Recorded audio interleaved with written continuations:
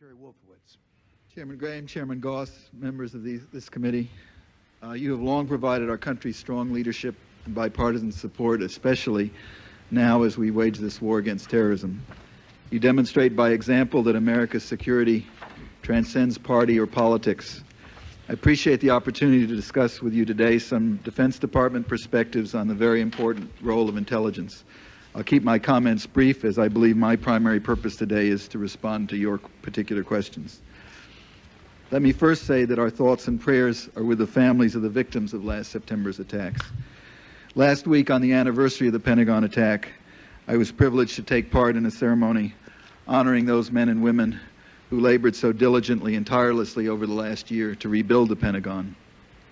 I was able on that occasion to meet with some of the family members of the victims, and while they too rejoiced in the outward healing that has taken place in the Pentagon since that day, it was all too evident that there is a hole in their hearts, and many others, a hole that will never heal, and we grieve with them at their loss.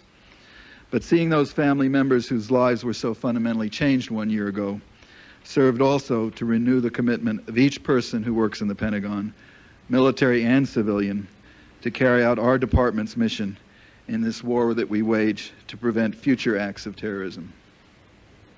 Yesterday, before a different committee in the Congress, Secretary Rumsfeld addressed a dimension of this war against terrorism, referring to valuable intelligence information we already possess. He referred to President Bush, who said last week at the United Nations, and I quote, "We know that Saddam Hussein pursued weapons of mass murder even when inspectors were in his country. Are we to assume that they stopped when he left?" The Secretary concluded, to the contrary, knowing what we know about Iraq's history, no conclusion is possible except that they have and are accelerating their WMD programs. Secretary Rumsfeld went on to observe that there are many now who are asking hundreds of questions about what happened on September 11th, poring over thousands of pages of documents and asking who knew what, when, and why they didn't prevent that tragedy. And he concluded, and I quote, "I suspect that in retrospect, most of those investigating September 11th would have supported preventive action to preempt that threat if it had been possible to see it coming."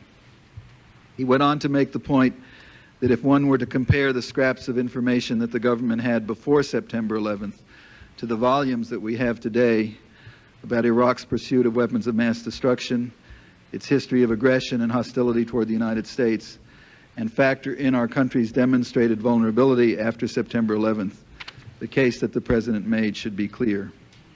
And the Secretary then added, "We cannot go back in time to stop the September 11th attack, but we can take actions now to prevent some future threats." And of course, that is precisely why we are here today, to examine how we can all work together to prevent future threats to our nation. From the beginning, President Bush emphasized that the United States would fight this war using every element of national power, from diplomatic and law enforcement to intelligence and military elements. And certainly, one of the most important elements of national power, one that we rely on every day now to help us in this war on terrorism, is the U.S. intelligence community. As evidenced by this hearing, these committees are well aware of the fundamental importance of intelligence to our national security and have long been dedicated to providing bipartisan support for critical intelligence programs. 4 years ago, I was privileged to serve on the Rumsfeld Commission, which was charged with reporting to Congress on its assessment of the ballistic missile threat to the United States. One of the underlying focuses of our study was, of course, intelligence.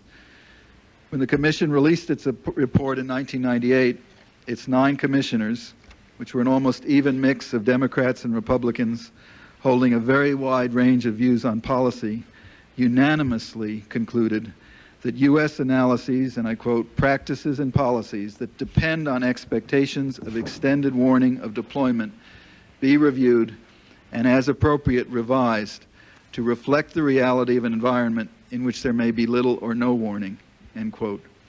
While that conclusion came out of an assessment geared toward the ballistic missile threat, it was understood by each commissioner that the conclusion was applicable to all intelligence-related issues.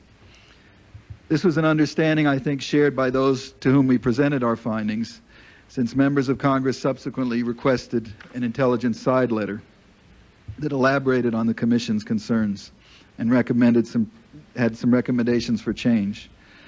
First, according to the side letter, it was evident to all the commissioners that resources for intelligence had been cut too deeply and that the United States was entering a period in which the intelligence community was going to be seriously challenged to meet its foremost task, preventing surprise. Second, one of the primary weapons in the endless struggle against surprise is knowing what our enemies don't want us to know. U.S. intelligence capabilities needed to succeed in this task, the letter concluded, were not as robust as they needed to be. Third, when there is more ambiguity in the intelligence material, the system becomes more dependent on analytic resources to discern the potential for surprise. The letter highlighted that in methodological approach, analytic depth, and presentation to users, the intelligence community was in a degraded situation. Following those conclusions, Congress responded with a significant increase in funding for intelligence in the fiscal year 1999 budget. Despite the best efforts of this committee, however, those increases were not sustained in fiscal years 2000 or 2001. At the time of the attacks last September, the Defense Department was preparing a significant increase for intelligence in the fiscal year 03 budget.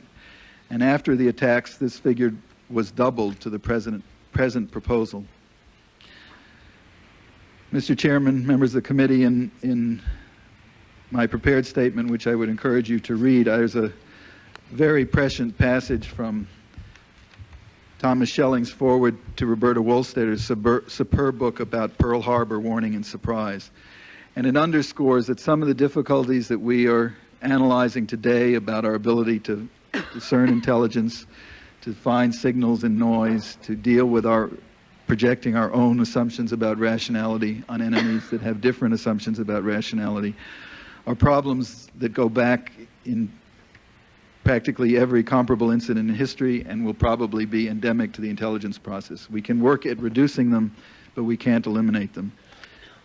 One of the most telling lines from Schelling is that the danger, he said, is in a poverty of expectations, a routine obsession with a few dangers that may be familiar rather than likely. The expectation of the familiar must not guide us as we move forward. Rather, the unfamiliar and the unlikely must be our new guides. With this in mind, let me discuss briefly some lessons from September 11th. First, for the past 50 years, U.S. intelligence has concentrated on defeating external nation-state threats. It is now clear that we must apply the same level of effort to non-state actors and threats that emanate from within our borders. Second, when people threaten openly to kill Americans, we should take them very seriously. That is true of Osama bin Laden, and it is true of the regime in Baghdad. We must not assume that our enemies share our views about what is rational or irrational. Third, we should not underestimate the skill of our enemies or their determination to conceal their activities and deceive us. They understand how we collect intelligence, how we are organized, and how we analyze information. Just like them, our intelligence services must constantly adapt and innovate. Thus, we have aggressive efforts underway to find new ways to discern those terrorist signals from the background noise of our society. But we must also recognize that enemies will deliberately create noise in our system in order to conceal their real signals. Fourth, we need to adapt our intelligence system to the information age. Old stovepipes are being broken down and must be broken down. The culture of compartmentation is being reconsidered and must be reconsidered. In all that we do, we must emphasize speed of exchange and networking to push information out to people who need it, when they need it, wherever they are.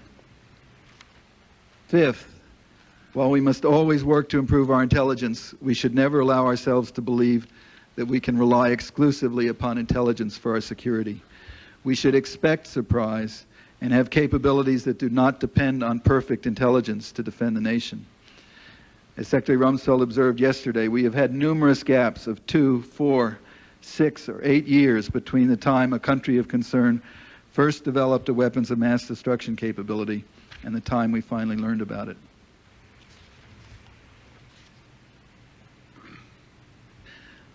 Efforts are underway that will ultimately result in the transformation of our intelligence posture. Our current sources and methods depreciated badly over the last decade, and sorely needed investments were postponed. Our budgets have been substantially increased, but we are playing catch-up. There is no question that we need to recapitalize and introduce new sources of intelligence and novel methods of collecting and analyzing information. But our intelligence sources and methods have also been devaluated by a pattern of leaks from the executive and legislative branches of government and through a number of well-known espionage cases. Leaks and espionage have provided our adversaries over time with an unfortunately good picture of what we know and how we know it. One well-known incident involves the unauthorized disclosure of information that led Osama bin Laden to stop using a satellite phone that we had been monitoring.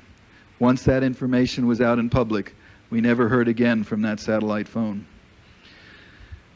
Culture and doctrine. A culture of excessive compartmentation will hinder our ability to defeat new threats. We need to facilitate greater sharing of information and collaboration with and between intelligence agencies, including law enforcement agencies and analysts and collectors.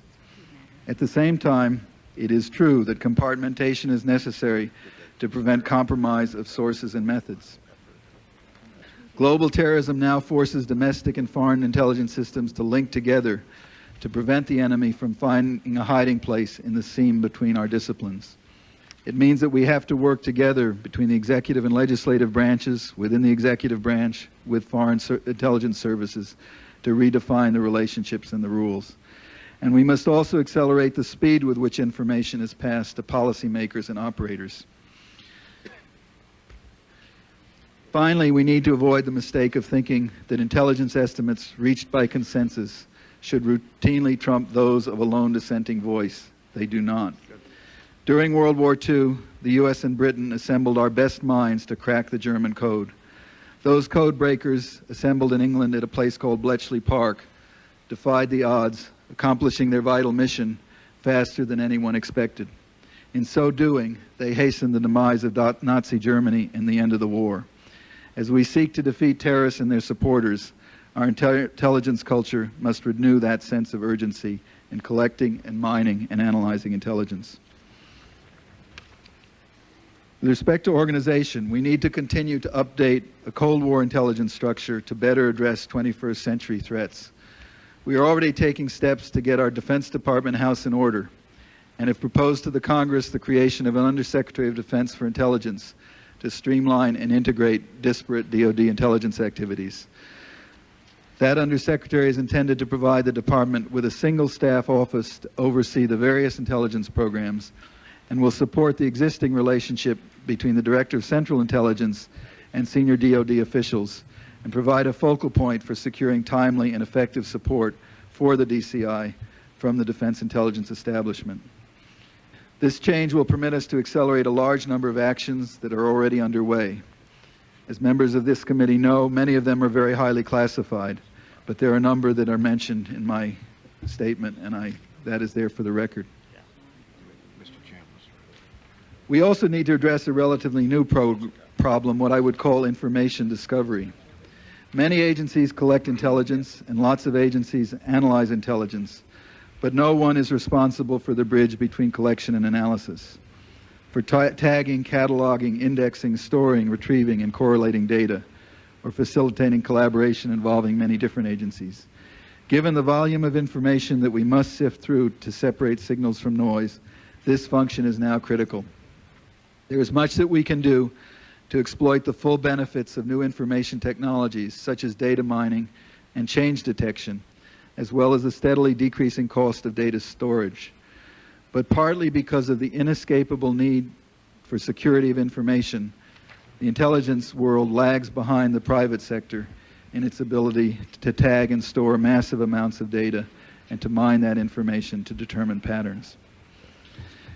And one more issue we must consider is how we consider need to know. We have to break down the access to information so that those who need it get access to it. It is interesting to recall that before Pearl Harbor, the ultra-secret code-breaking operation called MAGIC, one of the most remarkable achievements in American intelligence history, had unlocked the most secret Japanese communications. But that operation was considered so secret and so vulnerable to compromise that the distribution of its product was restricted to the point that our field commanders in Pearl Harbor didn't make the need-to-know list. But it is easy to say in hindsight that this information should have been shared more widely. If it had been, and if it had been compromised as a result, we would have been asking ourselves why it was shared so widely. In closing, I'd like to emphasize 3 points. First, as I mentioned, the President has said that the United States would fight this war using every element of national power, from diplomatic and law enforcement to intelligence and military elements, with America's military power by no means necessarily the first option, but one of a vast array of national resources with which to fight. Certainly, one of the most important elements in fighting this war of the shadows involves the U.S. intelligence community and its extraordinary capabilities. Whatever is done to reform and improve our intelligence community should not do harm to its contribution to the current war effort. Second, no matter how good intelligence can be, we will not win this war simply by going after individual terrorists. We must not only capture and kill terrorists and break up individual plots, but we must drain the swamp in which terrorists breed.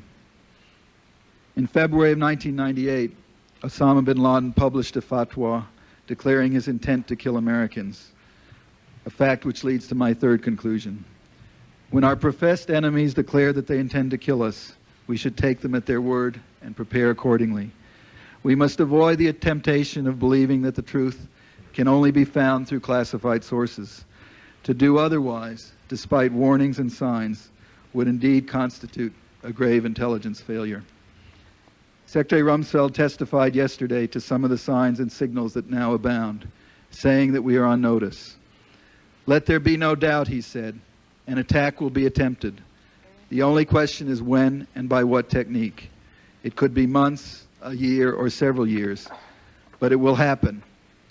If the worst were to happen, not one of us here today will be able to honestly say it was a surprise, because it will not be a surprise. We have connected the dots, he said, as much as it is humanly possible before the fact. Only by waiting until after the event could we have proof positive. The dots are there for all to see. The dots are there for all to connect. If they aren't good enough, rest assured they will only be good enough after another disaster, a disaster of still greater proportions, and by then it will be too late. We cannot afford to wait, the Secretary put it, until we have a smoking gun, for a gun smokes only after it's been fired. We appreciate this committee's dedication to accomplish meaningful, positive, and constructive measures with regard to America's intelligence community. We appreciate your continued bipartisan leadership and guidance, and we look forward to working with you in your important task of looking to the future to improve America's intelligence capability. Thank you.